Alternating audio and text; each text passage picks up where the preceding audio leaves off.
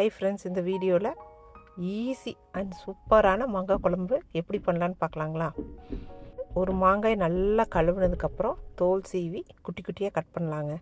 குட்டி குட்டியாக கட் பண்ணதுக்கப்புறம் ஒரு 5-6 வெங்காயம் போட்டுக்கலாம். கூடவே 2-3 கறி லீவ்ஸ் போட்டுக்கலாங்க. போட்டதுக்கப்புறம் மாங்காய் முழுகிற அளவுக்கு தண்ணி ஊற்றிக்கலாங்க. தண்ணி ஊற்றுனதுக்கப்புறம் 1/4 ஸ்பூன் மஞ்சத்தூள், 1 டீஸ்பூன் சாம்பார் தூள் போட்டுக்கலாங்க. மாங்காய் நல்லா மசிகிற அளவுக்கு வேக விட்டுக்கலாங்க.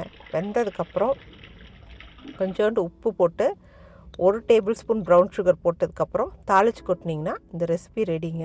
வேணுன்னா நீங்கள் தேங்காய் துருகி போட்டிங்கன்னா சூப்பராக இருக்குங்க.